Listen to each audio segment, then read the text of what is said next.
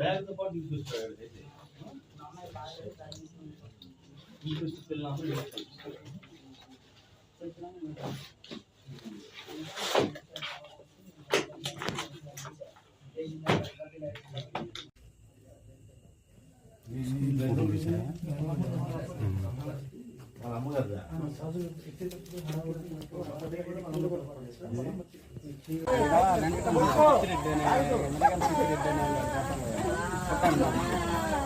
సరేలే బాగలేదు ఇంటికి వెళ్ళి అనుకున్నాను. అనుకొని 4ంటికి ఇంటికి వెళ్ళి నాకు అమ్మ వచ్చలే ఇంటికి నచ్చింది కావాలని అడిగితే అమ్మని అడిగితే అమ్మ రాలేదురా అంది. రాలేదని గబ్బా గబ్బా గబ్బా వచ్చి బ్యాగ్ సైకిల్ ఇంటికి పెట్టేసి ఇటు వచ్చా.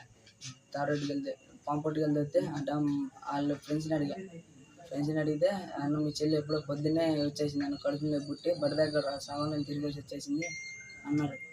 ఇదేంది ఎట్లా ఇది జరుగుతుంది గబా గబా ఇటు పోతున్నా చెప్పులా పడ్డా బయట. చెప్పులా పడితే ఈయన చెప్పులేడు మా చెల్లి చెప్పులు ఉన్నాయి అనుకుని వచ్చి చూసా. ఇంకా తలుపుకి బక్కపడి ఉందా, బక్కలో నుంచి లైట్ వేసుకుని చూసా. మా చెల్లి అటు తిరిగి పనుకునేది. ఇంకా మా చెల్లి ఉందని గబా వెళ్ళి ఇటు పక్క వెళ్ళి కిటికీలు తీసి చూసా. అటే తిరిగి ఉంది.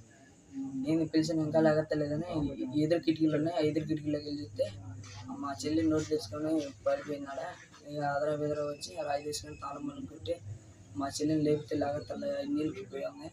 గబా గబా బయటకు వచ్చి చెప్పులు వేసుకుని మా అమ్మకి ఫోన్ చేశాను. అమ్మళ్ళు వచ్చి బయట దగ్గర వచ్చి అమ్మాయి ఏమైంది అది అన్నారు. ఇక ఆ విషయం చెప్పాను. నేను ఎస్టీపీఓ తెనాలి. నా జూరిస్డిక్షన్లో ఉన్నటువంటి కేబీ రోడ్లో కొత్తరెడ్డిపాలెం అనే విలేజ్లో ఒక 13 years బాలిక 7th చదువుతుంది. ఆ పాప సస్పిషియస్ సబ్స్టెన్స్లో ఆ పాప చనిపోవడం జరిగింది. ఈ రోజున మొన్న నాగరాజు అని చెప్పేసి అతను ఆల్రెడీ మ్యారీడ్, భార్యను వదిలేసి 3 సంవత్సరాలు అయింది. 3 సంవత్సరాల నుంచి కూడా ఇక్కడ లోకల్ గ్యాస్ సెంటర్ దగ్గర కొత్తగా పనిచేస్తున్నాడు. అతని ఇంట్లో ఈ పాప యొక్క డెడ్ బాడీ ఉండటం జరిగింది.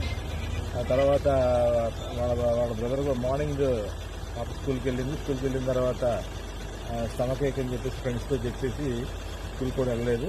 వాళ్ళ బ్రదర్ కూడా ఈ పాపతోనే అతను 9th చదువుతున్నాడు.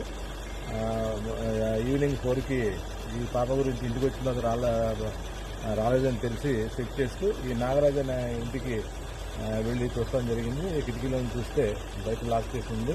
కిటికీలోని చెప్పి అనుమానం వచ్చి ఇమీడియట్గా లాక్ బ్రేక్ చేసి లోపలికి చూసి పాప చనిపోయి ఉంది. సస్పిషియస్ గట్టిగా మీరు భావిస్తున్నాం. ఈ నాగరాజు గురించి టీమ్స్ వస్తడం జరిగింది. అతను వస్తే కానీ ఏ విధమైనటువంటి ఇది జరిగిందనేది మనకి తెలుస్తుంది. సమగ్రమైన దర్యాప్తు చేస్తాకి ఫామ్స్ టీమ్స్ కూడా స్థానిక ఎస్ఐ కేబ్రోలు అనగా కొన్నూరు రూరల్ సిఐ గారు, తర్వాత కొన్నూరు రూరల్ ఎస్ఐ భార్గవ్ గారు కూడా సీనియర్ ఉండడం జరిగింది. త్వరలో